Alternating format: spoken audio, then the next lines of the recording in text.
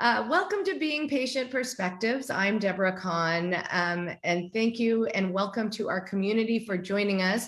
We have a really special talk today that was initiated by my good friend Geri Taylor, who is, you can see Jim and Geri on your screen right now. But before we get to that, I want to introduce everyone who's joining us today. This group has really influenced me on this journey to provide better information on Alzheimer's and dementia. Four exceptional people, three with dementia, and I'd like to introduce you to all of them. Mike Belleville, who some of you may know, has been diagnosed with Lewy body dementia. Arthena Caston, who is has been also on Being Patient and also diagnosed with Alzheimer's disease, as well as Geri Taylor with her husband Jim. Geri has been diagnosed with Alzheimer's, and Jim is a great advocate to get more people into clinical trials, and the partner of Geri. So welcome to all of you. I wholeheartedly mean it when I say that you're four of my favorite people I've met on this journey. So thank you so much for joining us today. It's great to be here and very flattered and honored to be in the company of these other individuals. Great to be here, Deborah.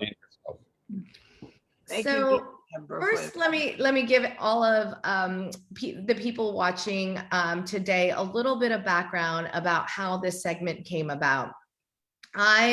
We had published a story about dementia and driving, and Jim wrote me the kindest email of criticism, saying that the tone of the article seemed a little bit patronizing to people who have been diagnosed with dementia, but however, they still drive. And we really were writing it from to a caregiver audience.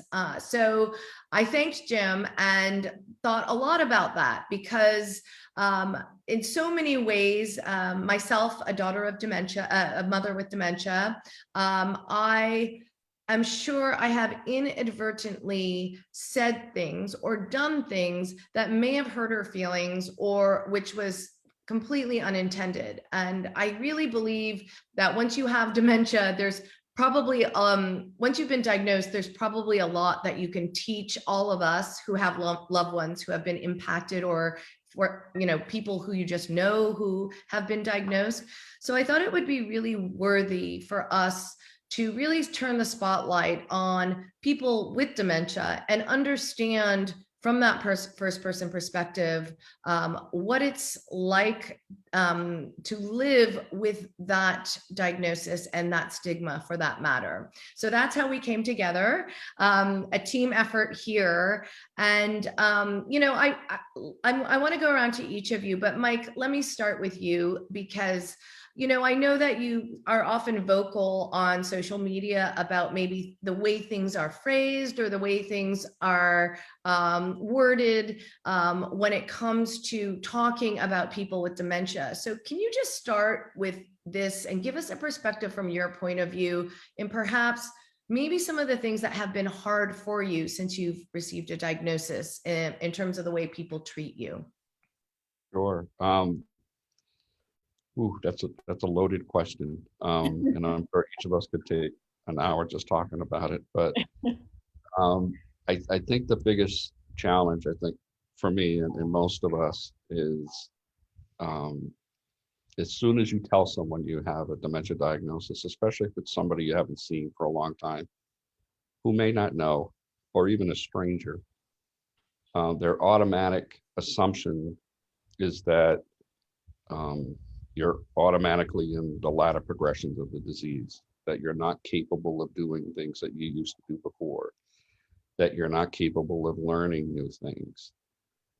They talk slower to you. Some of them may talk louder to you. It's just a laundry list of things that go on and on and on. And I got to be honest with you, when I was first diagnosed, I put myself in that same category. It's ironic that Jim talked about the driving situation, because this July will make 8 years since my diagnosis. I hadn't driven since then until just recently. And ironically, it was the same time that the Alzheimer's Association had published an article in their quarterly magazine called Hanging Up the Keys. I swear to you, I did not do it on purpose, but I was featured in the article, and that very same month, I decided to go get my license back again, my driver's license, for a lot of reasons. But the biggest reason was I needed my independence back. And I'm still capable of doing it. So there was just a little part of me that did it just to show people that even with this diagnosis, you can still do things. So it's a lot about perception. It's a lot about misinformation and lack of education about the diagnosis itself. Yeah, and that's completely understandable. I remember from my own family an experience when my mom got her diagnosis, and she'd always taken care of the accounting for one of our homes, and we were talking around her, and we didn't mean to do it, but it made her so upset. And I think that was my first realization that we were treating her in a very different way, and in a way that signaled to her she wasn't as capable as she was. And it wasn't, of course, done intentionally, but it was done because we thought that we were assuming other responsibilities. But what you point out, I think, is so important, and that is not the end or the later stage of dementia, when somebody really does need full-time care. It's the stigma we're talking about, because you can have a diagnosis of dementia and live in a very capable way for many years until the later stages. So I remember, Jim and Geri, you telling me a little bit about that. Can you, Geri, tell me a little bit about that first? Because Geri, I mean, you had a big job. You oversaw healthcare. You were like pardon my French, a kick-ass woman in a good, a very important role, very capable career woman. So, what was that like for you when you first received the diagnosis and started to tell people about it? Oh, you're on mute. We can't hear you. I think I had a soft landing. Probably part of the my being in the business. I kind of walked in with how to be in the situation. But Jim just reminded me to one of the interesting points. About a couple of years ago, I needed to go to the doctor to fix up something around my neck or whatever. And as I'm laying there on the, Gertie or whatever it is, and he kept talking to me because I have Alzheimer's, because we're pretty open about that, especially when you go to the hospital. And so I no longer existed. Kept talking to Jim. Yeah, he kept talking to Jim. And it's my neck and my ability to understand it. So yeah, even in the best of situations where you're sort of in the clan, it comes up and it diminishes, yes, that word, that diminishes, your own ability to work yourself. And that really takes you off. What did you do in that circumstance, Geri? Did you call him out on it, or did you just continue? I mean, and let him talk to Jim? I don't remember the exact words, but I remember I didn't go back, and it wasn't pleasant. It's interesting, Deborah. Geri was audacious enough to question what he wanted to do, and he was not an American doctor, so Geri wrote the original in the 1970s first article about second opinion, but he, I think, was trained overseas and didn't like to be questioned. And so here he was being asked about his opinion, and he responded only to me, so it was pretty ironic. I think she let him know, but you summed it up so well, Deborah. I thought when you said that people automatically, for so many years, people have hidden the disease because of the stigma as long as possible. And therefore, society viewed someone with Alzheimer's as in the late stage, because only people would come out when they couldn't hide the symptoms anymore. But because the stigma has diminished, and these three wonderful people on the screen here are working, and you, very hard to diminish it continually, I think people have the courage now to come out earlier, but people dumb them down. Geri wrote one of her presentations recently, or a year or two ago, was called "We're Not Stupid." That's often the reaction. And so that's something I'm sure all these three people have had to work against. Yeah, absolutely. And does that ring true for you, Arthena? Like everything does that resonate? It does resonate. The thing about me though, Deborah, is that people that know me know that I'm very outspoken. I am very outspoken. I say whatever. My husband, I tease people, and I always say I will talk to a door. If the door will talk back, I will tell them. I have no problem. The same thing happened to me that happened to Geri about the doctor, because my husband always goes with me when I go places or goes to speak to a doctor, and they tend to want to speak. But that happened to me before I even got the diagnosis of the Alzheimer's. They tend to want to speak to my husband. And then I just kindly said, but I'm sitting right here. I mean, I can hear. I don't need you to talk to my husband. To talk to me about what you want to say. And the doctor was like, yeah, but I don't know if you understand. Really? I'm always amazed when I talk to Mike.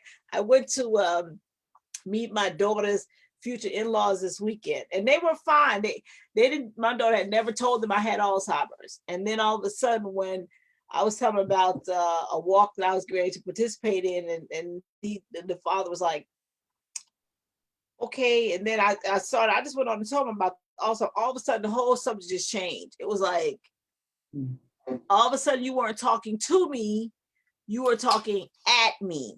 He was like, I would have never known. Oh my God. Then it was like a whole different thing. I'm still the same person. I am still the same person. And I can talk to anybody about anything, whether I'm saying the right words at the right time. I'm still the same person that I was. So do you feel, and I asked this to all of you really, but do you feel that it's really that initial diagnosis and educating people about really like, okay, I have been diagnosed, but I'm the same person, but does it get worse? Because I mean, all of you have had a diagnosis now relatively for a 5 years plus, right? If I'm not, Mike, it's your 8. Geri, how long has it been for you? 12. 12 years. And Arthena, how many years has it been for you? 5. Okay, so 5 plus.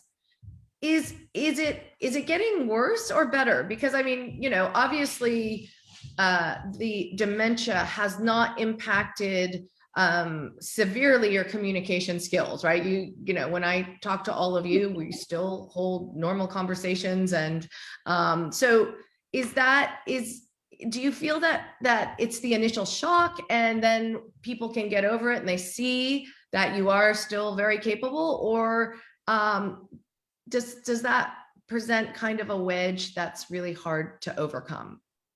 I think it's an initial shock. I think it's initial shock with me because people automatically, again, when they think about the Alzheimer's, they think about people in the later stages. They don't, it's not this part of our life where we are now. They don't even see that. The only thing they automatically see is the person who's sitting at home all day watching Leave It a Beaver. That's what they see.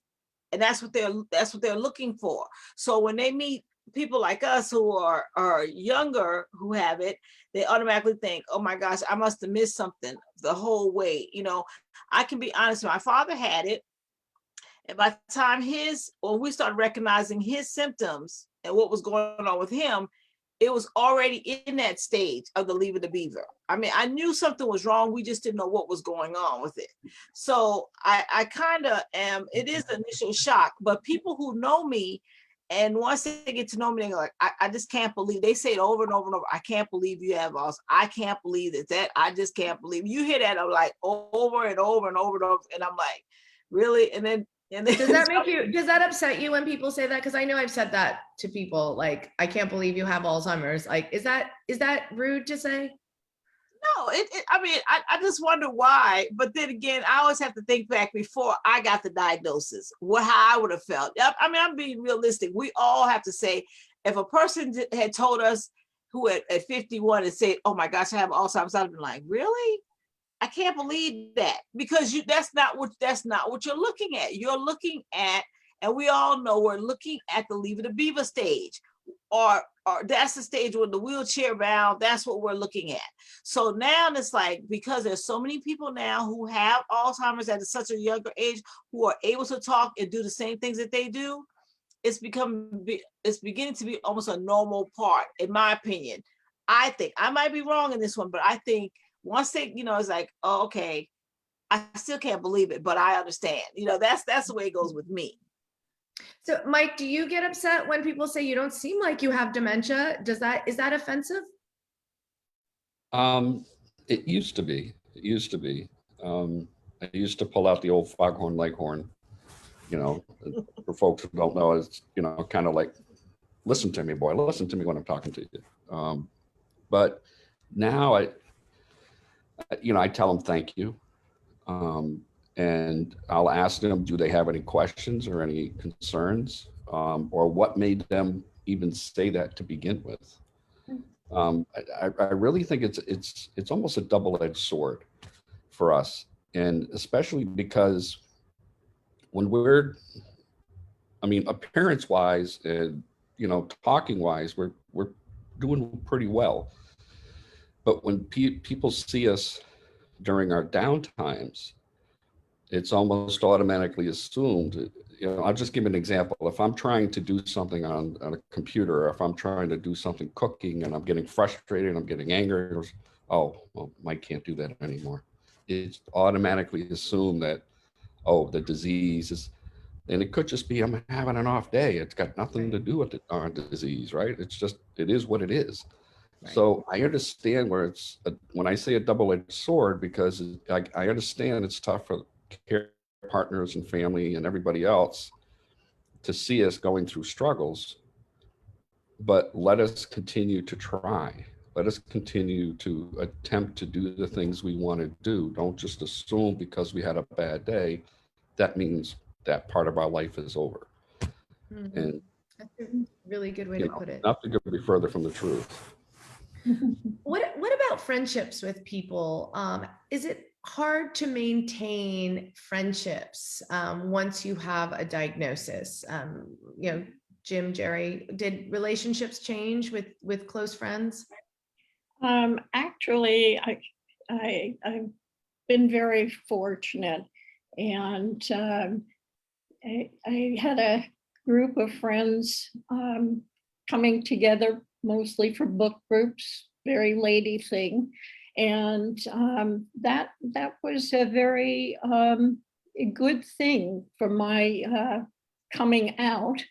And that group has continued, and they're very careful to make sure, the time and so forth. And, they speak faster. I don't know that it's better thoughts, but mine isn't so fast. And, when they get a little bit, going too fast and everything, somebody will say, wait, Derek can't get that, And I kind of love that, because, it isn't like having, a disease that goes in a month. We're around. We're part of the, the community, and we act that way, just slower. So I was fortunate to have an embedded group of people. And we have a few people in the family as well. So that makes it easier to be with people. What about for you, Mike? I'm sorry, what was the question The again? question was, yeah, was it harder to maintain friendships once you had a diagnosis? I think it was in the beginning. A lot of people that I thought I was really close with, which was mostly, to be honest with you, my work relationships, just kind of faded away. I do have a couple of close friends that I am still very close with. Thankfully, they haven't disappeared. But, you know, what I learned was that, you know, something like that bothered me for a long time. But I'm actually closer with Geri and Jim and Arthena and people that I've met online through this journey of ours. I mean, I consider them family. I truly do. I'm closer with the majority of these folks than I am some of my own siblings. And if my siblings are listening, too bad. It is what it is. That's, you know, and that's wonderful to hear. And I actually can really relate to that too, because since I've started being patient, I feel like I have this whole new pool of friends, which has been amazing. What about you, Arthena? I mean, you're an advocate. You go out there and you talk, you inspire people. I once labeled you as the happiest person with Alzheimer's I know. Very inspiring to people. What about you? Did relationships change? I mean, with family, husband, you know, you always talk about how wonderful your husband is. So I'm assuming things only got better. He is. My friendship, it is just like Mike. I started friendship with some people that have an early stage group with Alzheimer's. Those are my best friends. Those are my best friends. I mean, it was 9 of us in a group, and we are like sisters and brothers. My closest friends, I have 2 or 3 friends that were very, very close, that I was very close with. They're still really close. We've been friends over 30 years. We're really close. But the new friends that I picked up with, I'm closer to them than any other group. And I love that because they know what I'm going through. They understand what I'm going through. They may call and say, you're having an off day. I'm having an off day today. And they understand what I'm saying. Whereas if you tell somebody else that's not really understanding what, you know, you have an off day, they kind of think, maybe this is the time that she's moving down, you know, and everybody has off days. So I can say the 2 friends, I actually was did an article a couple of days ago for, I think, the Wall Street Journal or New York Post, so I don't know who it was, talking about friendships with Alzheimer's. And my thing is, you know, understand me for who I am. I'm the same person. I am the very same person that you knew before. I might be a little slower with some things, talk a little slower, it takes a little more time to understand, but I am the same person. And my husband, oh my gosh, he is still, you know, our relationship has gotten better because he is more of a person who will take the time to say, are you okay? How you feeling today? You know, and we all go through that. So I wouldn't trade him for nothing in the world. We even work together now. He gave me a little part-time job at his store. So that's Wow. I was just actually running in for my part-time job when this came on. So he let me work with him. So we're together in the daytime, and then we're together 8-9 hours a day. So I don't know what to say about it now. I don't know. I guess I'll keep him. I guess I will. He's a keeper. I have to say, like, if you can really work with your husband, I think that's a true testament to a strong marriage. I'm telling you, it's like, okay, he's a keeper because he has really stepped up to the plate with this journey. I know it's a journey for him. It's a journey for both of us. It's a journey for my whole family, as with all of us. But he really, and he always says, you know, every time I know I've told you this before, that he's always said that God put him on this earth to take care of me. And that's what he's here for. Hmm. So because it says that he knew it happened, if it was the roles were reversed, I would do the same for him. Mm. He's a keeper. Like- He is. He's a keeper. You know, and I have to say, the people who I talk to who are doing the best on this journey are the people who have wonderful companions, right? Who were like, I always point to Jim and Geri just because I love how both of you are, you're a tag team, you know, it's like, okay, Geri has a diagnosis, but Jim is a force and you're a force together, you know? And I always think that's just, it's just an awesome thing. So it really is a pattern, I think. He's a I'd like keeper, to add girl. a He's a caveat. keeper. I'd like to add a caveat to that though, Deborah, and that's, I mean, I know some single individuals who are going through this journey alone, who are doing extremely well. And I honestly think the biggest reason is because we're all staying socially engaged. We're staying connected. We're staying active. We're doing things that are meaningful to us.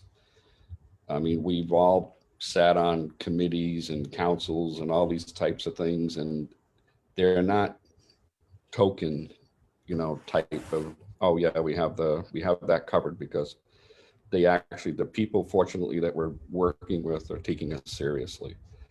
And I truly think that means a lot. Or sometimes they think we're tokens and, oh my gosh, they soon find out that. They're not, you're not. Right. Force of nature. Right. Tell me, one of the reasons why I really wanted to do this segment is because, as I mentioned, I'm sure I'm guilty as the next person, and it's never ill intent, but it's more ignorance, right? And so can you share with us maybe an incident or some things that we may have not thought of, just to make us aware? What is it that really irks you? What has happened? I mean, you mentioned a few things, people talking to like you're not there, are there other things that we need to be aware of? I'll go first if you want. I think something that people take for granted or don't even consider is that we feed off of our caregivers, our partners, our family, our, whoever. And what I mean by that is, if my wife, Cheryl, comes home from work and she's had a real stressful day and she needs to vent. I mean, she needs to let it out, so to speak, but not realizing that all the time, in certain circumstances, it may not be the best idea to do with me. It might be a good idea to do with someone else who she can talk to and vent to. Because if I could be in a perfectly good mood, and if she comes home and she's agitated and she's nervous and she hasn't even said anything to me, I can pick up on that vibe. And all of a sudden, my stress goes up, my anxiety goes up, my agitation goes up. It's almost like a little animal running around the room, so to speak. And I feed off of that type of energy. So for folks who may not even think about it, any stress that you're going through, I guarantee you're transferring that to your loved one and giving them undue stress. So That is a very valid point. What about you, Geri? Do you have anything to share, or did you want to comment on that? I'm not really coming up with in that regard, except there are these organizations have these huge meetings and so forth, and people are very polite, but I don't feel like I am in the crowd of the more important things that are working out for these organizations. And I'm making a very global start, but it's just a feeling. I feel sometimes, here comes the person with Alzheimer's, that's why we're there for 1,000 people. And there's a politeness, but not a a feeling that they want to go in and actually talk Mhm. for an idea, because they still have ideas. You know? But that's kind of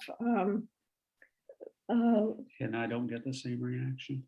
yeah, no, Jim, you want to say that? Yes, I think that's important. I think sometimes Yeah. Geri feels I get more regard than she does, and it's inappropriate. Yeah. I get the feeling that when you have Alzheimer's, you don't have ideas. And I think I've probably put that on myself as much as the reality. So Yeah, I have to but I- ask you, but wait, I don't Arthena, think- did you want to add to anything before I ask the next question? No, I just, the only thing that I think mine is a lot like Jerry's. The only thing I think that bothers me is sometimes when I tell people that I have Alzheimer's and then they want to act like I don't. Right. That's Elephant crazy. in the room. Yeah, they want to be the ones that ask me to do a bunch of things, but you're the token person. I hate being the token person. Right. I hate being the token person. And that Right. happens a lot to me.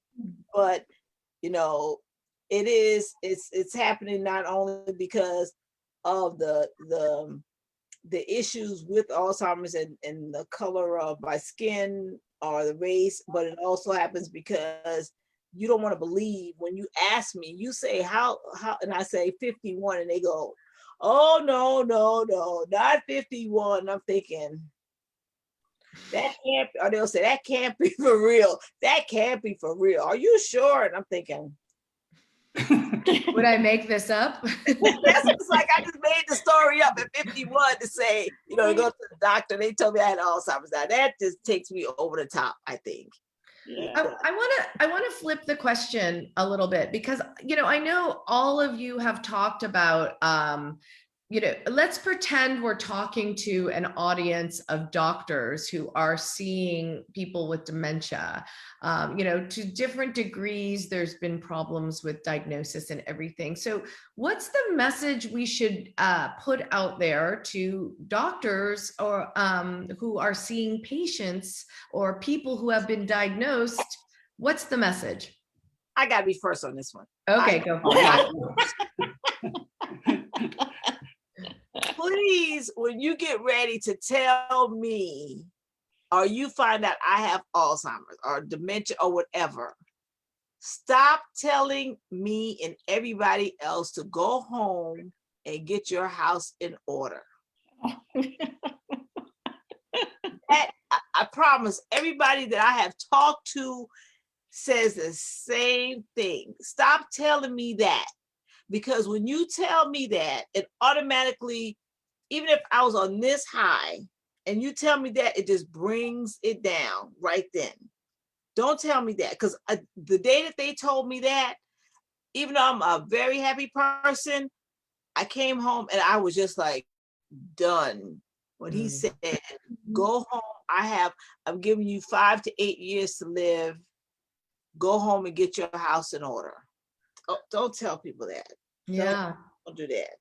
And that's a really poignant point, because that's what most people say, because they're saying, okay, you're okay right now, but who knows how much longer, so put everything in order, right? And that is a very deflating message, and I can completely empathize with that when I hear it coming from you. And before, I might have read the top 10 things to do when you have an Alzheimer's diagnosis, and get your things in order is one of those. I guarantee it, right? But that's I didn't mind getting my house in order, Deborah, but don't tell me as if I have tomorrow. Don't do that, because you don't see it the way I see it. Right. You just don't. And I bet if I have Mike, I have Geri and Jim, they'll say the same thing. I know y'all gonna say the same thing. Is it okay, Mike? What? Oh, sorry. Go ahead, Jim. Maybe it's different whether you hear the words from a neurologist or from a general practitioner. Mhm. And a majority of people hear it from a GP, and who they're not experts in dementia. And that's just a small part of their general practice. But from a neurologist, you would think you would get a more enlightened handling of informing you. But that's, I think, not the case. Very often it's diagnosed and adios, because if there's no medication they can give you now that slows or cures or prevents the disease. There's some that mitigate the symptoms, and that may change soon. But when we were diagnosed, Geri took it very well. I did not take it well at all. She has had the family experience and her health background, but I was depressed and really uncommunicative for a number of weeks. But it would help so much if the referring physician could say, well, here are resources. Go to the Alzheimer's Association, go to your local support group. Here's online where you can go and learn about the disease. And for heaven's sakes, please continue or consider being in a clinical trial. These are all such positive things and so easy, and should be memorized, and should even be the GP's response. And so many people don't join clinical trials. Why? My doctor didn't recommend it. I'm not sure it's good for me. And that's just doesn't make any sense. So I think there's a lot we can do, just like Arthena said, to educate and help with that. Yeah, that's a really good point. And because clinical trials in a lot of ways are inspiring and empowering, right? And you get a lot of care as well from the treatment. Mike, what about you? It took you, it was, with Lewy body, it was a hard thing to diagnose and I know you've seen many doctors and it took a number of years. But what's your message to the doctors out there? Everything that everybody just said. I guess I would summarize it for me is stop the doom and gloom. Stop the tragedy narrative. Yes, this disease, we all know what the end game is here. You don't have to tell us. But instead, try giving us a little bit of hope instead of despair. And no doctor knows how long the progression is going to take. So stop telling us to go home, like Arthena said. Stop telling us, go home and get your affairs in order. One doctor looked at Cheryl and told her I'd be in a nursing home in 3 to 5 years. We did things based on that information because he was our doctor. Wrong information, obviously. So, everything what they just said, talk about clinical trials. Yes, this is not the best, news I want to give you, but you can still live a meaningful, purposeful life. You can still contribute to society. There's things you can still do and get engaged with. Find out whatever your creative outlet is and get connected with people. I apologize if you've heard me say this before, but I truly believe the number one prescription doctor should be giving a person with a dementia diagnosis is social engagement. It's not a pill. Yes. Don't get me wrong, we'll take our medication, but they should be getting connected, socially engaged. It's one of the most eye-opening interviews I've done with an expert was with a scientist from UC Irvine who's running the 90+ study, right? And I asked her, if you had to sum up one thing that someone can do they've been studying 90+ people for almost 20 years now, what would it be? And she said 8 hours of social engagement a day, because even people with, and the pathology, like plaques in their brain, like after autopsy, they discovered they had the pathology of plaques and tangles.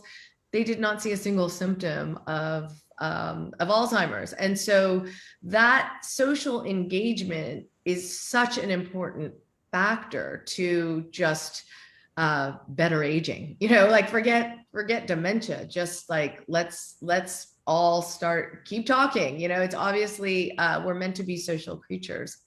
So yeah, thank you for sharing that. I just want to ask you, and I know we're getting short on time, but I want to ask you about the term patient.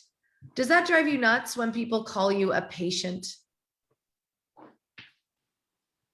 Oh, when you're in the chair there, yes, that's fine. When you're in the chair seeing at a doctor's appointment. Yeah. But does it bother you? I mean, Mike, does it bother you when we talk about people with dementia as patients? Absolutely, because we're being marginalized. We're automatically being put in a different category than someone else. Especially, we're not looked at as normal people. And I mean, we have enough stigmas as we already are. Don't put more barriers in front of us. And words matter. I mean, sorry for folks who may not think that, but words do matter. And I am a patient of my doctors, but that's it. And that's where the line stops. Yeah, that's important. So I just want to say, I think this type of conversation is so important. And I really value all of you for taking the time and really talking to us, because I think these are the type of things you really remember, and it really just takes awareness. And, just we need to understand, like, I just really value all of your perspectives. I think, the next time, like I said, I've been guilty as well with my mom, but just making us aware is just that much better, because, a lot of times I think it's very inadvertent, and a diagnosis of dementia is stigmatized, and it shouldn't be, as you've all proven so well. So Deborah, could I just say, your response to my email to you is just amazing. That you would consider something and come back with this group of people to address what a point that had been raised to you. And your ongoing website and weekly newsletters are just terrific. So I know I speak for the four of us in saying how grateful we are to you and what you started up and initiated totally on your own, and how amazingly successful you've been in 2 years. It's just a wonderful thing that you're doing. thank you from the bottom of my heart. Thank you so much. Thank you. Really, but I mean, sorry, Can we Mike, give go a ahead. shout out to Phil, who couldn't make it this Yes, hour? I know yes. Phil was going to be here, but just let him know we're saying hi, Phil. We're thinking. Absolutely. We love Phil.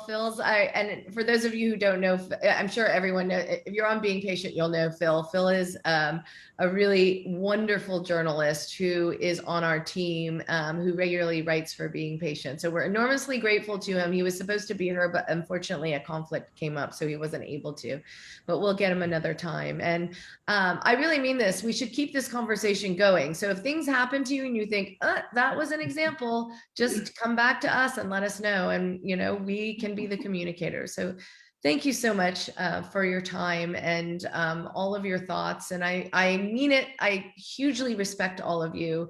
So thank you so much for taking the time to be on Being Patient. Thank you. Thank you. Thank you. Bye-bye. Bye. So talk to you soon, and everyone take care. And to our audience, sign up for our newsletters, find out more about these type of talks. We really value your opinion as well. Let us know what you want to talk about and what you want to hear, who you want to hear from. Have a great weekend, everyone. See you. There you all. Bye. Bye.